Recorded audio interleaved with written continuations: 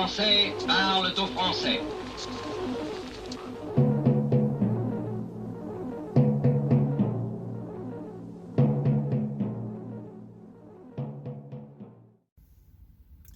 Bonjour à tous, chers amis abonnés. Bien, vendredi 13, bon, nous avions un décès, ce professeur assassiné, j'aurai l'occasion d'en parler dans la prochaine vidéo. Là, je vais vous faire un condensé de tout ce que j'ai pu produire durant une semaine. J'ai sorti des statistiques sur les prisonniers, les détenus étrangers en prison. C'est éloquent, majorité d'Algériens, je crois.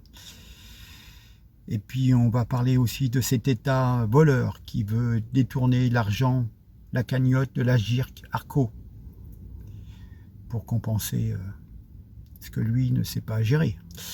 Des images choquantes aussi aux urgences quand on voit que vous avez 25 ambulances qui attendent à l'hôpital de Perpignan, il me semble, pour faire soigner les malades.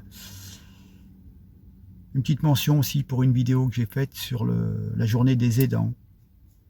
Parce que bon, j'ai aussi concouru à m'occuper de personnes âgées et j'ai aidé. Et puis, c'était le week-end dernier, l'attaque. Enfin, quand on dit attaque, c'était Israël, Palestine, Hamas. Une vidéo qui avait été censurée par TikTok en partie. Mais là, j'ai sauvegardé une version entière avec quelques images. On entend souvent Allahu Akbar, effectivement. Et c'est une lutte d'extermination, c'est pas une lutte de reconquête d'un territoire. Enfin, bon, c'est très compliqué, mais bon, c'est une ignominie, une barbarie. Bref, je vous laisse visionner ces 5 mini-vidéos, d'accord ? À la suite. Et puis on s'y est en courant. Merci en tous les cas pour votre accueil. Au revoir. Bonjour à tous, bonjour TikTok, ravi de vous retrouver. On va parler d'un truc qui fâche. Je suis tombé sur le tableau de répartition des individus écroués de nationalité étrangère selon le pays. C'est un tableau de statistiques du ministère de la Justice qui fait le point 2002, 2012, 2022. Voilà. Alors, le nombre de détenus étrangers a augmenté de 79% en 20 ans. Et les Algériens représentent la première nationalité étrangère parmi les individus écroués en France.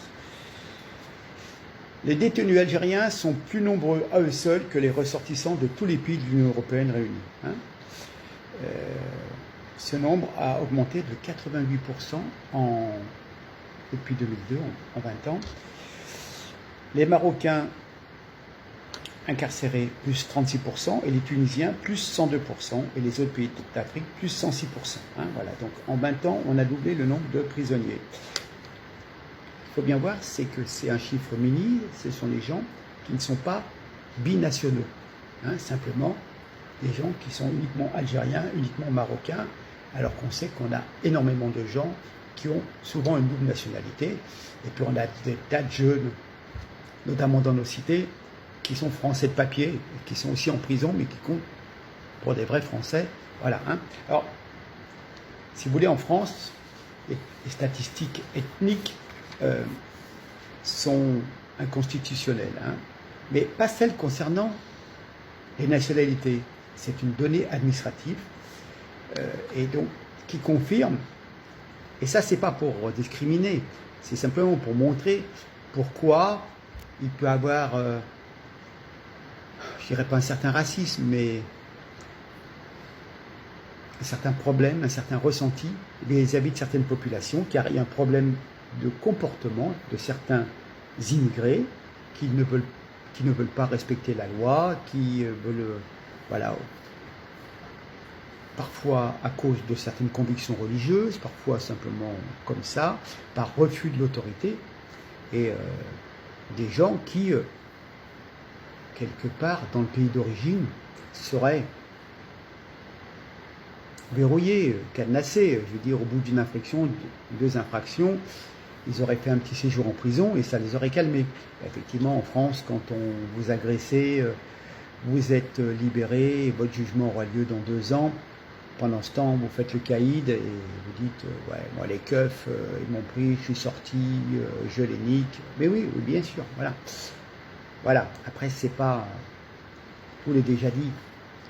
C'est simplement l'idée de faire un constat sur des chiffres. Après, on est bien d'accord que mon carrossier algérien, mon épicier tunisien, etc., ils payent leurs impôts, ils vont bosser tous les matins. C'est pas question de mettre tout le monde dans le même panier. Et de faire comprendre en fonction des chiffres connus qu'il y a quand même un problème de comportement.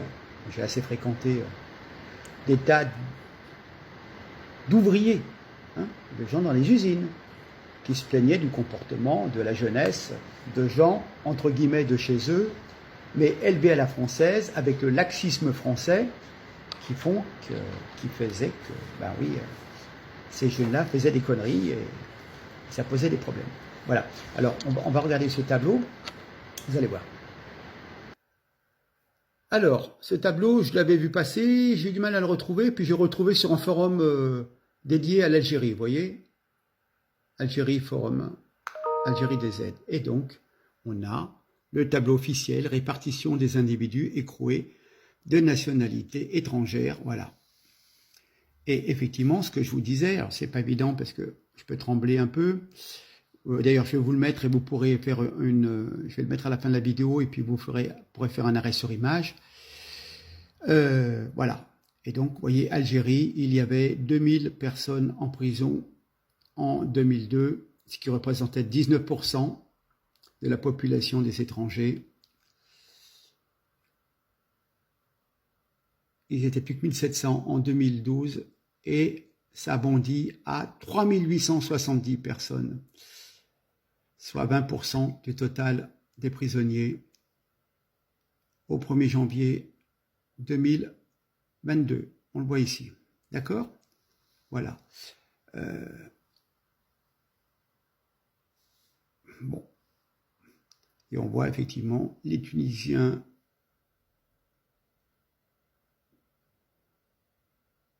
« 1288 Tunisiens, 2350 Marocains. » Voilà. J'essaye de ne pas trop bouger, c'est pas évident. Voilà un petit peu. Je vous laisse regarder ce tableau. Voilà, c'est pour se faire une idée, hein, mais se rendre compte quand même qu'il y a des problèmes de comportement, hein, que ce soit des comportements dans la vie de tous les jours, bien sûr aussi la drogue, on est d'accord.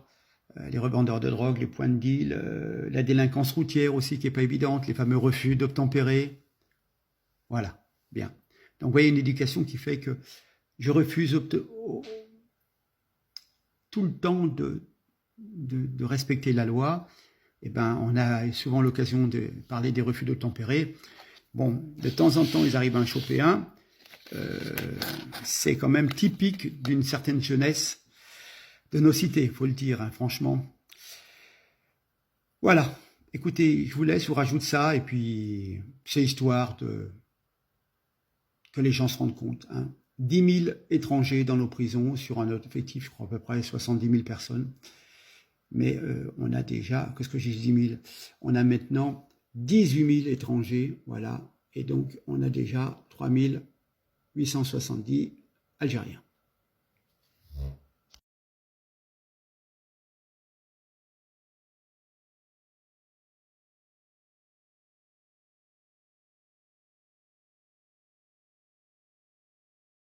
Bonjour à tous, bonjour TikTok.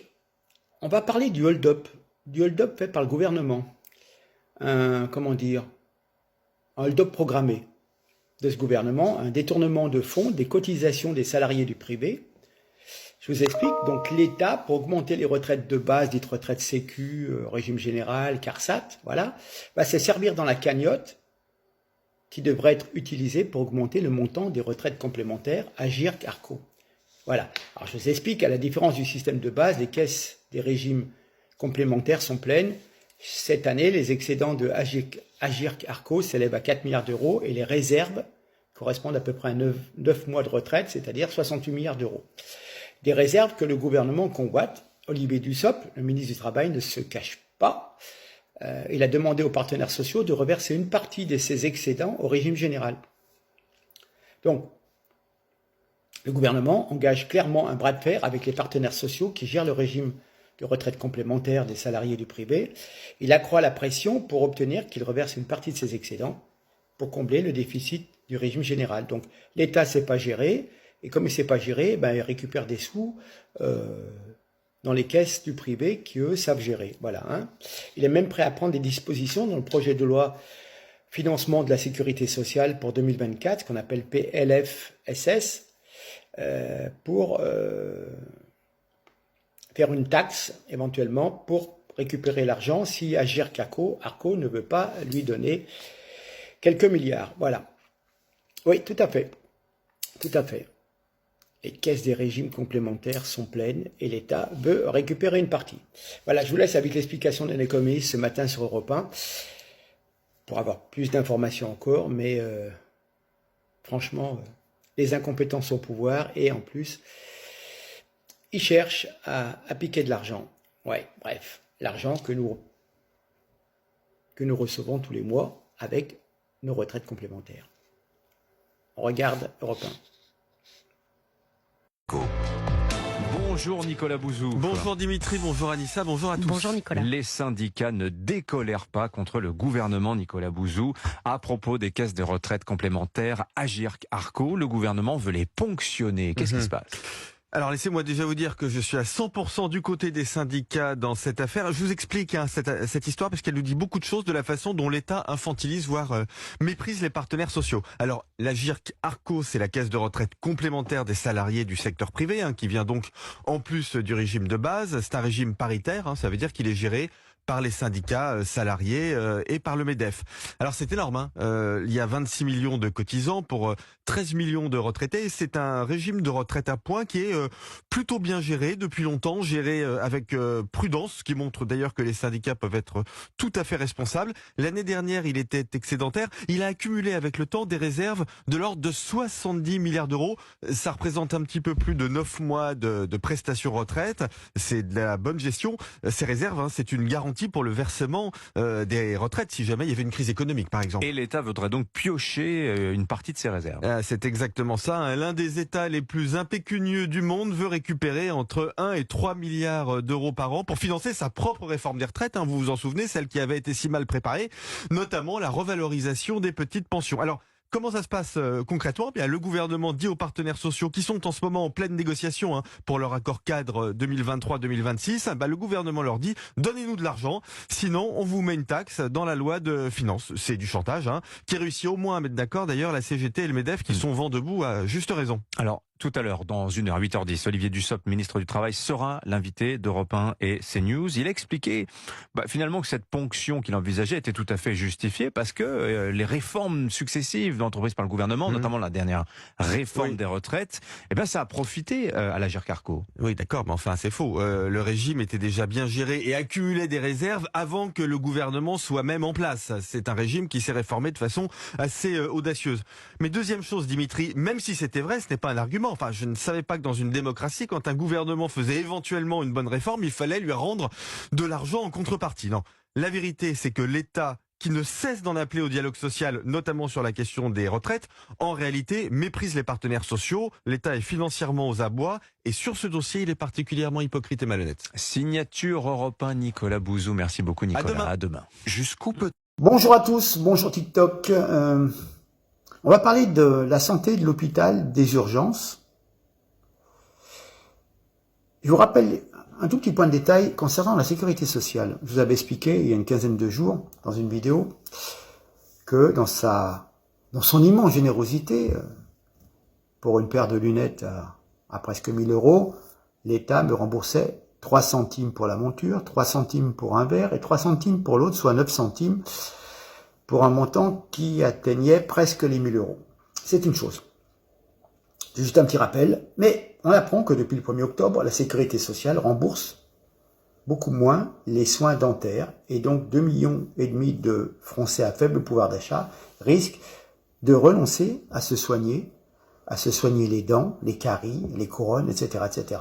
Donc Macron a décidé de demander toujours plus d'efforts aux Français, y compris les plus fragiles, Et puis les clandestins, eux, bénéficient d'une palette de soins gratuits, l'aide médicale d'État, etc., etc., etc. Ok, en fait, en parlant, on peut rappeler que l'immigration rapporte 116 milliards d'euros, mais coûte 170 milliards. Donc on a un solde négatif à cause de cette immigration de 54 milliards, c'est ce qui ressort d'une étude qui avait été publiée durant le mois d'août. Je rappelle quand même que sur 12 milliards de RSA, 3 milliards vont à des personnes immigrées. Que pour les mêmes personnes immigrées, 41 milliards pour les dépenses liées à la maladie.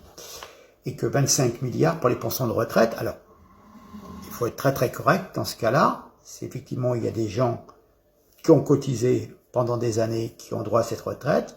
Et puis, il y a des gens qui sont arrivés un peu sur le tard et étant depuis 5 ans en France, ils ont droit à une retraite, un forfait de retraite. C'est 5 ans ou 10 ans, je ne sais plus, vous me direz. Et eux, ils n'ont jamais cotisé, mais ils ont droit à un minimum une fois atteint 65 ans. Voilà. Alors ça, c'est un aparté. Mais vous voyez, de l'argent, il y en a qui passent à droite à gauche. 2 milliards pour les mineurs non accompagnés qui ne sont pas vraiment mineurs, etc., etc. Voilà. Mais, vous parlez des urgences. Il n'y a pas d'argent pour les urgences. On ferme des services. C'est un phénomène qui touche de nombreux services en France, de nombreux hôpitaux. Les patients doivent attendre longtemps sur des brancards, faute de lits disponibles dans les services adaptés. Cette situation est due à plusieurs facteurs. Une saturation des urgences, oui, mais parce qu'il n'y a pas d'employés, parce qu'il y a des services de fermés, des lits de fermés. Manque de personnel soignant, bah oui.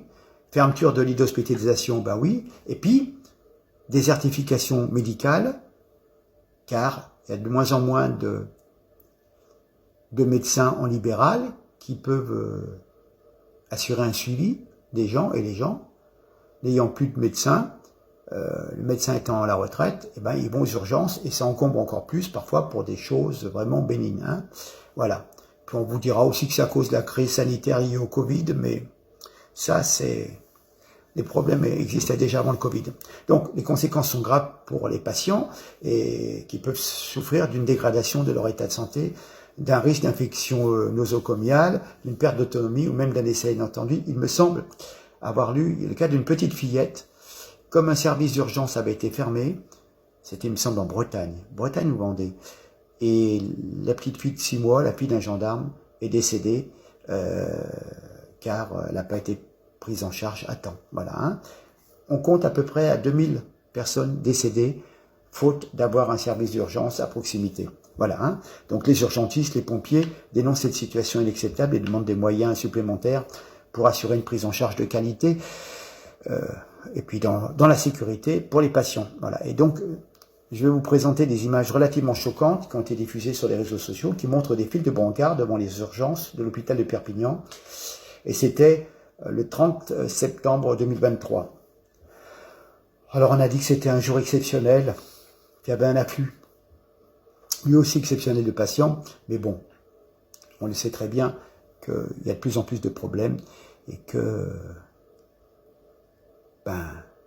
faut pas être malade et aller aux urgences, hein. C'est un gros problème. Voilà, je vous laisse visualiser cette vidéo. Macron, on l'a depuis combien de temps? 3-4 ans ministre, 6 ans président, et on en est là, voilà. Après, des belles paroles, toujours des belles paroles. Allez, regardez cette vidéo, puis n'oubliez pas de partager l'ensemble de cette prestation pour TikTok. Merci, à plus tard.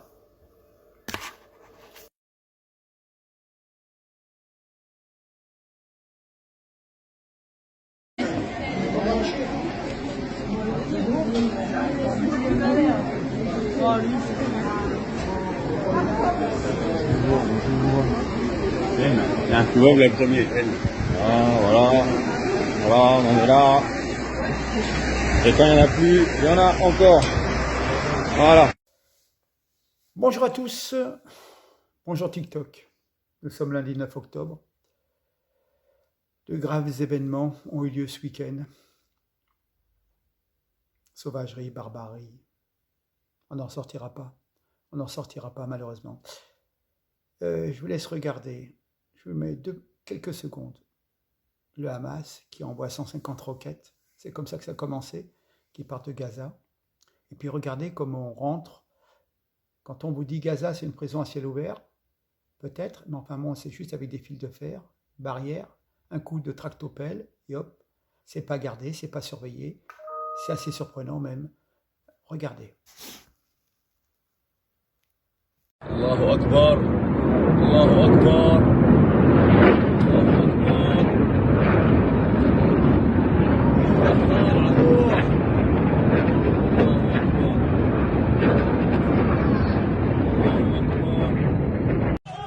أيوة روح الله أكبر جرفوا يا جماعة الله يرحم الجدار روح الله أكبر أيوة الله أكبر الله أكبر. Oui, je reprends. En fin de compte, il est toujours ennuyeux face à une tragédie que connaît en ce moment ce pays, cette région, Israël notamment, d'ajouter son grain de sel à la multitude de commentaires plus ou moins pertinents. Mais comment rester silencieux? Ce qui me sidère, c'est le ton de nombreux articles au départ, hein, les éditoriaux, comme on appelle, qui parlent d'une attaque militaire du Hamas, d'une manière neutre, hein, presque normale, comme une opération militaire classique.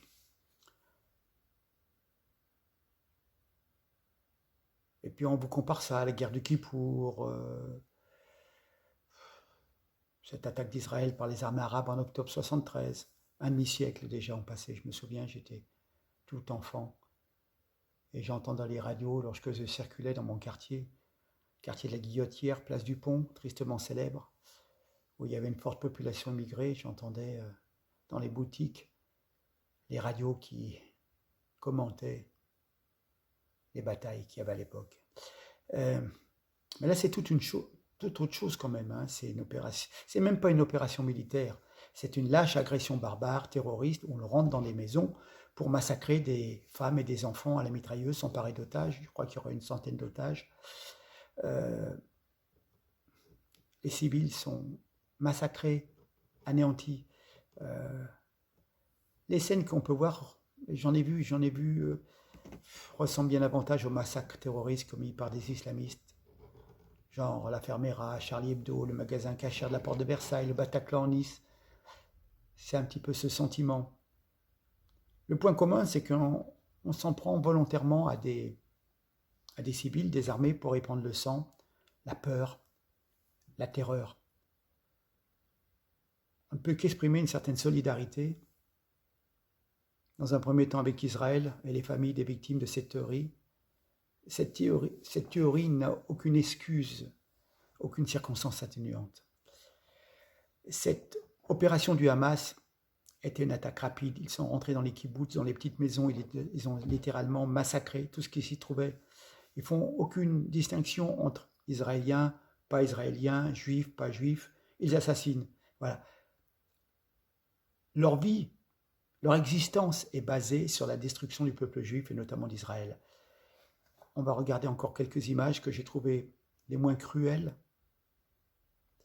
Puis il faut éviter la censure. Puis bon, je pense des images, vous en avez dû en avoir, toutes plus affreuses les unes que les autres. Regardons.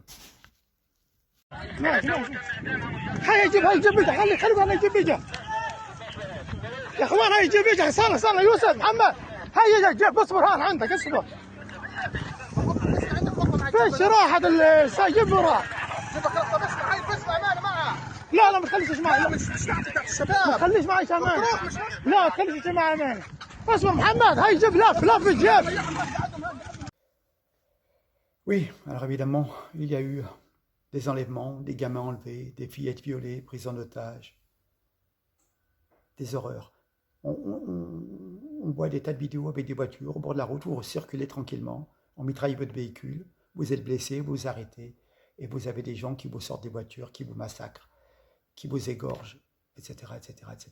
Des tas de voitures abandonnées le long des routes avec des cadavres qui pendent aux portières. Voilà. Hein. Donc le Hamas a fait l'erreur de condamner le peuple palestinien. Ils ont réduit toute tentative diplomatique à néant. Il suffit d'ailleurs de la population civile à Gaza, qui est victime aussi du joug du Hamas. La réponse va être sanglante, ça va finir par un bain de sang, et il y aura beaucoup de victimes palestiniennes. Sous couvert de défendre le peuple palestinien, le Hamas, comment dire, est mu et dirigé par cette haine viscérale envers Israël et les Juifs, et donc qui sont prêts à sacrifier aussi bien des civils israéliens que palestiniens. Beaucoup vont mourir. Et loin de servir à la cause palestinienne, ces méthodes terroristes ne font que dresser les parties encore davantage l'une contre l'autre et s'éloignent toute perspective de résolution politique et pacifique du conflit. Ça va encore pousser Israël vers des représailles peut-être même encore disproportionnées et ça va alimenter un engrenage tragique, toxique. Ceux qui rafalent, qui mitraillent à l'aveugle des innocents, qui paradent avec le cadavre martyrisé, dénudé d'une femme sur un pick-up, dans un véhicule, qui kidnappent des vieillards, des enfants, ce ne sont pas des résistants ni des soldats. Ce sont des criminels de guerre sanguinaires qui doivent être passés par les armes. Malheureusement, c'est ainsi. On va terminer avec 2 petites mini-vidéos. On voit un pick-up avec une foule surexcitée. Les gens sont surexcités par le sang, contents de voir qu'on a un corps à l'arrière d'un pick-up, tout excité. Oh mon Dieu, quelle bravoure de s'être vengé sur une femme, de l'avoir dénudée. Je m'arrêterai là. Et puis, ma foi, la deuxième vidéo sera le début des ripostes d'Israël. Beaucoup de victimes civiles, bon payées à tort. L'effroyable attaque du Hamas qui, rappelons, avait prêté allégeance à l'État islamique. Donc c'est une secte d'assassins mus par leur religion. Mais ce n'est pas ni un combat politique, ni un combat de résistants. Enfin voilà ce qu'on peut en dire. J'y reviendrai sur d'autres côtés, des choses très bizarres aussi, mais bon, on en reparlera un peu plus tard. Allez, merci, partagez.